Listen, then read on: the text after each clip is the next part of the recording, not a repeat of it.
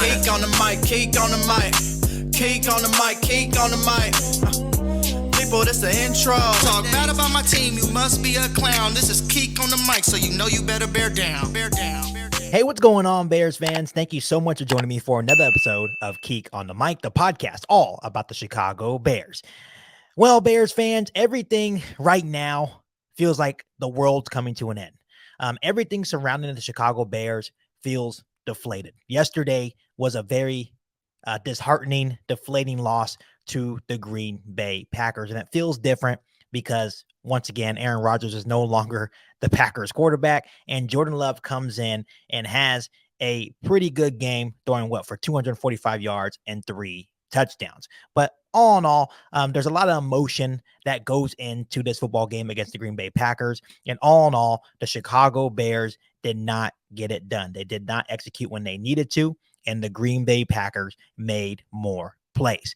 But today on the podcast, I wanted to come in and talk a little bit more about how bad the coaching was yesterday for the Chicago Bears. Obviously, the players have to go out there and execute the plays at times that these coaches call for them or scheme up for them. But it wasn't a good day for guys like Luke Getsy or Alan Williams. It was a very bad day for guys like Luke Getsy and Alan Williams. So let's go ahead and talk about Alan Williams and Luke Getsy and how disappointed I am after 1 week into the NFL season, how disappointed I am in the game plan that they had for this Green Bay Packers matchup. So let's go ahead and talk about it. Starting with offensive coordinator Luke Getsy. Bears fans, I am not trying to overreact. Obviously, week 1 is the biggest liar in the National Football League, but Luke Getsy, as an offensive coordinator, is really starting to concern me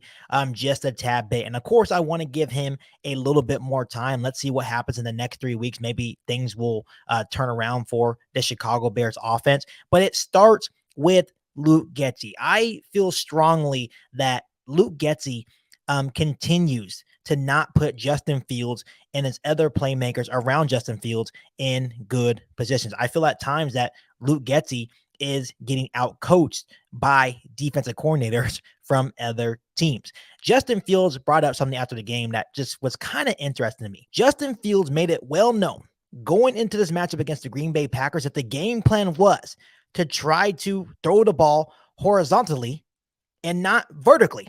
To me, that doesn't make too much sense because personally, believe it or not, one of Justin Fields' strengths is throwing the ball downfield vertically. Justin Fields has a very beautiful deep ball. But the truth of the matter is there was only 3 or 4 attempts of 10 plus yards throwing the ball vertically that were actually called or actually executed or actually thrown by Justin Fields. But no, Luke Getsy thought it was a good game plan to go in there, run, throw a screen. There was no adjustments whatsoever by Luke Getsy or the Chicago Bears offensive coaching staff. They thought the best course of action was to run, screen. Obviously now, looking back at the game, we can all understand that that game plan was trash. That game plan absolutely did not work. That's why I'm a little bit concerned that Luke Getsy is not putting his players in the best situations. What also kind of concerns me about offensive coordinator Luke Getsy, on the one touchdown pass that Justin Fields actually threw to Darnell Mooney late in the game, Justin Fields actually checked out of that play that Luke Getsy called for him. So Justin Fields saw something, checked out of that play call, and it ended up working as it led into a very nice throw by Justin Fields to Darnell Mooney. So absolutely, I'm starting to question the play calling from Luke Getsy. And my main question to Luke Getsy, if I was a part of the media, I would ask Luke Getsy this one simple question. Do you trust Justin Fields? Because leading up to this first matchup against the Green Bay Packers, you said that Justin Fields had full command of the offense, that you were going to open things up. Yesterday didn't look like you were opening things up. So yes, I am getting a little bit concerned about the play calling surrounding offensive coordinator Luke Getsy. I do want to bring up that the offensive line was also very bad. They gave up the most pressures by far during the week 1 of the NFL. They looked very bad. Braxton Jones looked bad. Darnell Wright looked bad. Nate Davis looked bad. Cody Whitehair looked bad. Everyone on the offensive line did not look good whatsoever. Then again, we have to understand that Green Bay has a very good pass rush, but Justin Fields did not have a lot of time to throw the football yesterday. But at the same time, a good offensive coordinator tries to figure out ways to scheme guys open, to help your offensive line, right? When they are struggling. It seemed like Luke Getsy made absolutely no adjustments in yesterday's matchup against the Green Bay Packers. So yes, once again, I am not trying to overreact, but at this moment after week 1, I am getting a little bit concerned about Luke Getsy calling plays. Because at this point, you are only holding Justin Fields back. Justin Fields already has enough pressure on his back, but at this point, we need answers. Is Justin Fields the franchise quarterback or not? But if you continue to hold him back, and you don't try to push the ball down the field, we won't have answers on Justin Fields. We will just continue to guess if Justin Fields is the guy or not. So Luke Getsy, I'm going to give you the benefit of the doubt, right? Once again, it's only week 1. Week 1 is the biggest liar. If you come out against the Tampa Bay Buccaneers and offense looks great, they're executing the plays that you're calling, we can see that you're making adjustments. We'll be like, okay, maybe it was just a fluke. But as of right now, week 1, your play calling was absolutely terrible. And the fact of the matter is, you have to figure out ways to get your best player involved. DJ Moore had 2 targets for 2 catches for 25 yards. We traded the number 1 overall pick to bring DJ Moore here to Chicago. DJ Moore has to be more involved in the offense, and it comes down to play calling. Of course, in certain situations, the players have to execute plays, but at the end of the day, it will always come down to play calling. And yesterday, the play calling was absolutely terrible by Luke Getsy. Moving on to the defense side of the ball with Alan Williams.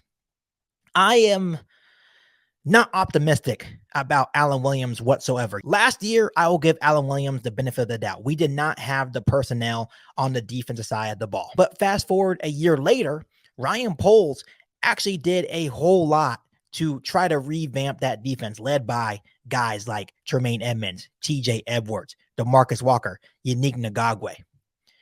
The Chicago Bears defensive line looked exactly the same from last season.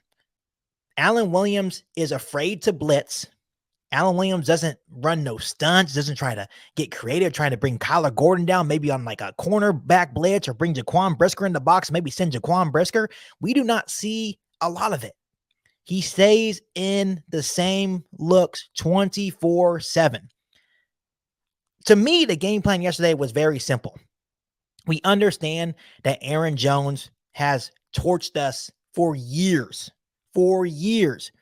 We understand that Green Bay has a very good offensive line, but we do understand that Jordan Love, it's new, right? He's new. Yeah, he has 3 career starts in the NFL. So yesterday was technically his first career start being the full-time starting quarterback for the Green Bay Packers. But I feel like even though he had a really good game, I feel like the Bears could have challenged him a little bit more.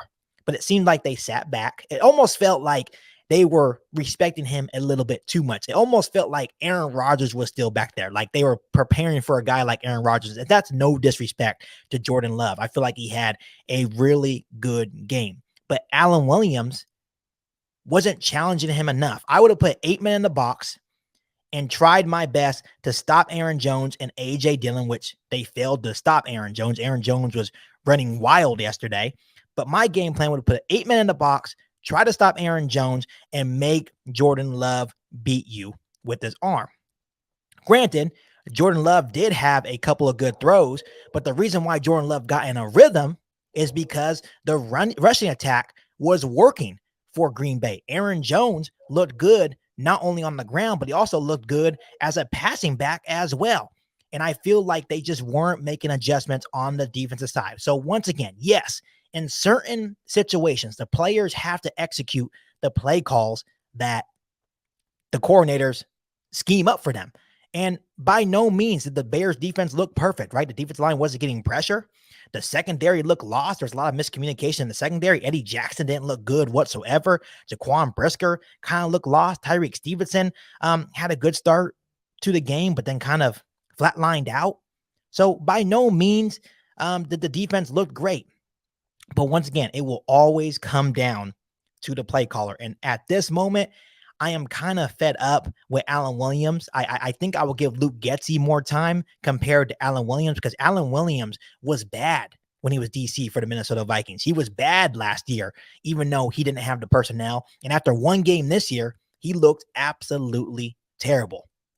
So we need some answers going into this week, right? We need to see if they can step up to the challenge. We need to see if Luke Getsy and Alan Williams can make these changes to put their players in the best position possible. And it's not going to be easy week against the Tampa Bay Buccaneers either.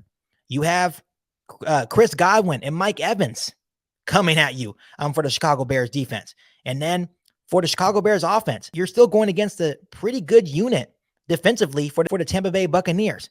So yes, we need to figure out things quickly, right? So obviously we know that week one is the biggest liar. Maybe that game was a fluke. Maybe it wasn't. But we need to see Luke Getsy and Alan Williams call better games. We desperately need them to put their players in the best position as possible. And yesterday, to me personally, they did not showcase that. So Bears fans, I just wanted to come on real quick and just give my honest take and opinion on what I saw from the game. Obviously, it's a disappointing way to start the season, especially against a hated rival in the Green Bay Packers. But we have to figure it out.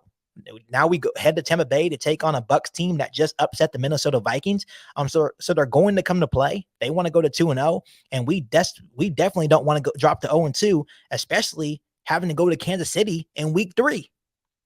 So Matt Eberflus, Alan Williams, and Luke Getsy need to figure it out, and we need to execute at a high level in order to get back on the winning track against the Tampa Bay Buccaneers in week 2.